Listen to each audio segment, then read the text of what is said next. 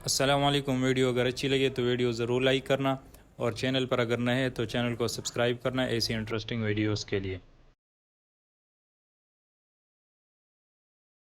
America में 2004 presidential election से सिर्फ 4 दिन पहले न्यूज़ चैनल्स पे उसामा बिन लादेन की एक वीडियो टेप चलाई जाती You है। get a glimpse of the world's most wanted $25 man million as bounty on his head. ये अमेरिका की हिस्ट्री में बहुत इम्पोर्टेंट इलेक्शन था। इलेक्शन के उम्मीदवार जॉर्ज बुश और जॉन कैरी दोनों ही ये वादे करके अपनी इलेक्शन कैंपेन चला रहे थे कि सरकार में आते ही उसामा बिन लादेन से 9/11 अटैक्स का बदला लेंगे। अल जजीरा पर चलाई जाने वाली इस वीडियो टेप में उसामा बिन लादेन को काफ़ी सेहतमंद हालत में देखा जा सकता था, जो 9/11 अटैक्स की जिम्मेदारी पहले से ज़्यादा डायरेक्ट अंदाज में कबूल कर रहा था। इस वीडियो रिकॉर्डिंग का मकसद पूरी दुनिया, खास तौर पर अमेरिका को ये दिखाना था कि दुनिया का मोस्ट वांटेड आदमी कहीं ना कहीं अपने आप को बिल्कुल सेफ महसूस कर रहा है। ठीक उसी वक्त जब उसामा बिन लादेन की वीडियो टेप ने अमेरिका में तहलका मचा रखा था, वर्जीनिया में मौजूद CIA हेडक्वार्टर्स में बिन लादेन को ढूंढने के लिए जो स्पेशल टास्क फोर्स बनाई गई थी, उनकी तकरीबन हर लीड ठंडी पड़ चुकी थी। CIA के लिए ये सिचुएशन काफ़ी फ्रस्ट्रेटिंग थी, क्योंकि जो उसामा बिन लादेन आज वीडियो टेप के ज़रिए एक तरह से अपनी कामयाबी के गीत गा रहा था, उसी बिन लादेन को 3 साल पहले CIA पकड़ने के काफ़ी करीब करीब थी।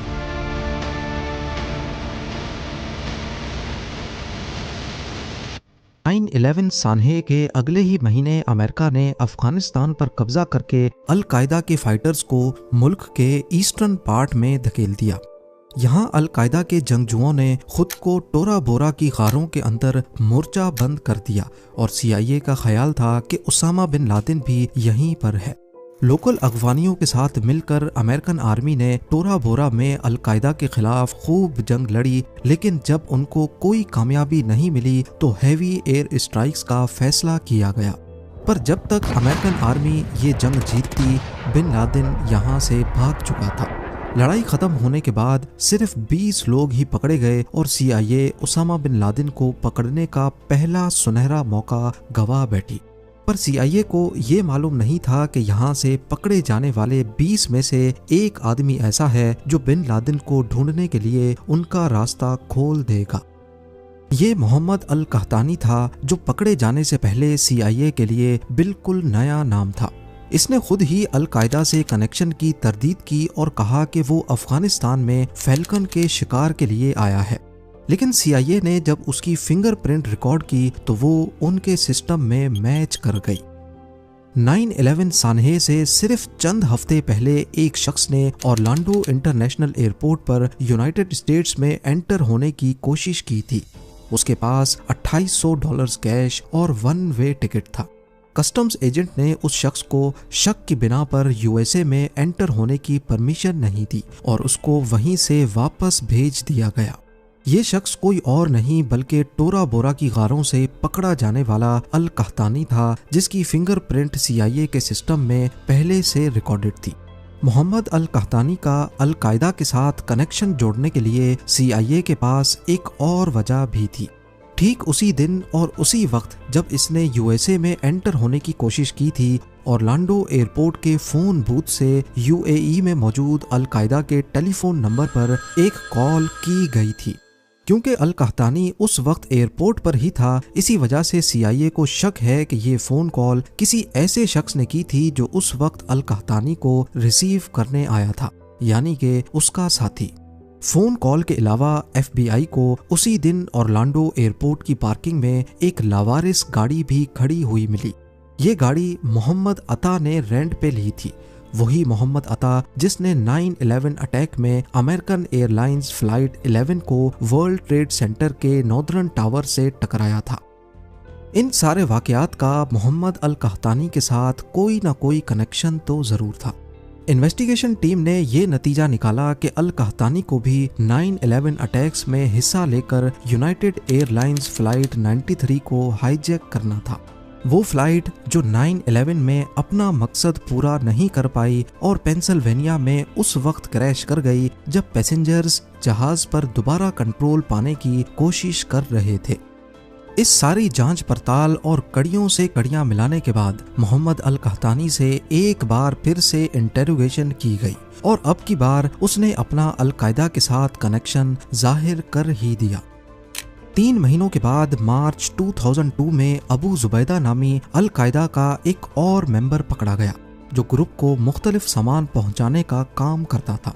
उसने CIA को खालिद शेख मोहम्मद को पकड़वाने में मदद की और 1 साल बाद उसको भी पकड़ लिया गया। खालिद शेख मोहम्मद अल-कायदा का कमांडर था जिसने 9/11 अटैक्स प्लान किए थे। मोहम्मद अल कहतानी ने CIA को बताया कि 9/11 अटैक से सिर्फ 2 महीने पहले जुलाई 2001 में खालिद शेख मोहम्मद ने उसको एक ऐसे शख्स से इंट्रोड्यूस करवाया जो उस वक्त CIA के लिए एक नया नाम था, अबू अहमद अल कोएती, जिसने कहतानी को ट्रेनिंग दी थी। ये सारी इंफॉर्मेशन CIA को अल-कायदा का स्ट्रक्चर समझने में मदद तो कर रही थी पर उसामा बिन लादेन तक पहुंचने के लिए काफी नहीं थी। CIA ने अपनी हर मुमकिन कोशिश कर ली लेकिन उसामा बिन लादेन तक पहुंचना तो दूर की बात, उसके बारे में कोई इन्फॉर्मेशन भी नहीं मिल रही थी। उसके फैमिली मेंबर्स पर भी नजर रखी गई लेकिन किसी का भी बिन लादेन से कांटेक्ट नहीं था। CIA को सिर्फ इतना मालूम था कि बिन लादेन जहां कहीं भी है वहां से मैसेजेस भेज रहा है। आने वाले सालों में उसामा बिन लादेन की ऑडियो टेप्स रिलीज हुई और ये समझा जाने लगा कि वो सिर्फ अल-कायदा की लीडरशिप से कांटेक्ट में है। अब CIA की हिकमत अमली, उनकी स्ट्रेटजी अल-कायदा के कुरियर नेटवर्क को तलाश करना थी, लोगों का वो नेटवर्क जो उसामा बिन लादेन से पैगामात लेकर उसको अल-कायदा के दूसरे लीडर्स तक पहुंचाते हैं। जनवरी 2004 में कुर्द सिक्योरिटी फोर्सेस ने हसन गुल नामी शख्स अरेस्ट किया जिसके पास से उसामा बिन लादेन का एक लेटर मिला। हसन गुल को CIA के हवाले कर दिया गया जहां उसने इंटेरोगेशन के दौरान बहुत अहम राज से पर्दा उठाया। उसने बताया कि अबू अहमद अल कोएती बिन लादेन का पर्सनल कुरियर है। जी हाँ, वही अबू अहमद जिसने मोहम्मद अल कहतानी को भी ट्रेनिंग दी थी। अब क्योंकि इन्वेस्टिगेशन का सारा फोकस अबू अहमद की तरफ शिफ्ट हो जाता है, इन्वेस्टिगेशन टीम को अल-कायदा के अंदर इसके किरदार के बारे में अलग अलग इंफॉर्मेशन मिलना शुरू हो गई। हसन गुल के मुताबिक अबू अहमद का काफ़ी बड़ा किरदार था, जबकि खालिद शेख मोहम्मद का कहना था कि अबू अहमद का बड़ा किरदार नहीं है बल्कि वो एक रिटायर्ड मेंबर है। अगले साल मई 2005 में अबू फराज अल लिबी भी पकड़ा गया। ये खालिद शेख मोहम्मद के बाद अल-कायदा का कमांडर था। इसने भी अबू अहमद के बड़े किरदार से इनकार कर दिया। CIA ने अभी तक जितने भी अल-कायदा के मेंबर्स को इंटेरोगेट किया था उन सबका अबू अहमद के बारे में मिक्स्ड ओपिनियन था। CIA के पास अबू अहमद अल कोएती के नाम के अलावा और कोई ठोस इंफॉर्मेशन नहीं थी और मजे की बात ये कि ये उसका असल नाम भी नहीं था। इसके नाम का मतलब था अहमद का बाप कोएत से। आपको यहाँ बताते चलें कि अल-कायदा के मेंबर्स ने जितनी भी इंफॉर्मेशन अभी तक उगली थी वो सिंपली इंटेरोगेशन से नहीं बल्कि इसके लिए खतरनाक टेक्निक्स इस्तेमाल की गई थी जिसमें अलग अलग किस्म के टॉर्चर भी शामिल हैं। अगले 2 सालों तक CIA ने खूब जोर लगा के देख लिया लेकिन ना ही अबू अहमद अल कोएती का पता चला और ना ही उसामा बिन लादेन का, बल्कि अगली इंफॉर्मेशन किसी दूसरे खुफिया इदारे से मिली। 2007 में CIA को अबू अहमद की असल पहचान के बारे में एक इंफॉर्मेशन मिली जो कि CIA के नेटवर्क से नहीं आई थी। इंफॉर्मेशन से पता चला कि अबू अहमद का असल नाम इब्राहिम सईद अहमद है और ये एक पाकिस्तानी है जिसकी फैमिली कुवैत शिफ्ट हो गई थी।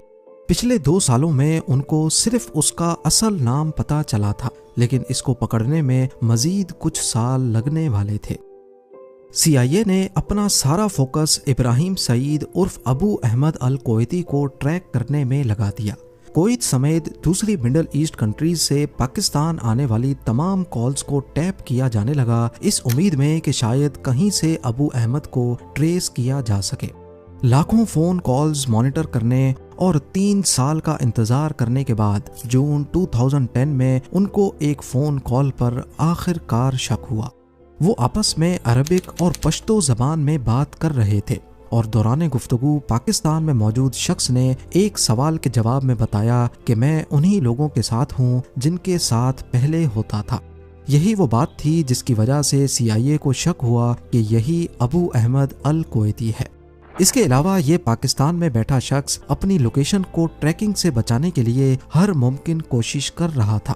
उसका मोबाइल सिर्फ चंद मिनटों के लिए ऑन होता और फिर दोबारा से बंद हो जाता, और ये सिर्फ तभी ऑन होता जब ये पेशावर जाता था। इन सारी हरकतों से इन्वेस्टिगेशन टीम को पक्का यकीन हो गया कि यही अबू अहमद अल कुवैती है, लिहाजा अब ग्राउंड लेवल पे इसकी जासूसी शुरू कर दी गई। इसके लिए अगस्त 2010 में एक पाकिस्तानी CIA एजेंट को ये काम सौंपा गया। पहले उसने पेशावर में अबू अहमद को आइडेंटिफाई किया और उसका पीछा करना शुरू किया।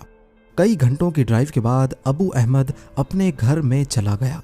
CIA को अबू अहमद के घर का मालूम पड़ चुका था, लेकिन इस बार वो कोई गलती नहीं करना चाहते थे।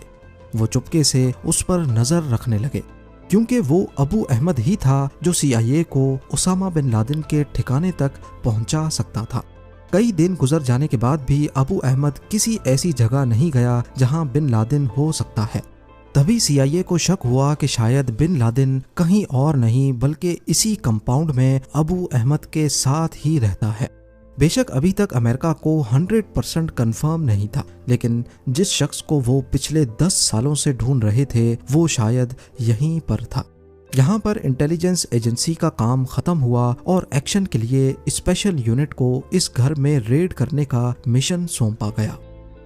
1 मई 2011 को रात 11 बजे 2 ब्लैक हॉक हेलीकॉप्टर्स अफगानिस्तान की जलालाबाद एयरफील्ड से टेक ऑफ हुए और एबटाबाद में बिन लादेन के कंपाउंड की तरफ बढ़ने लगे।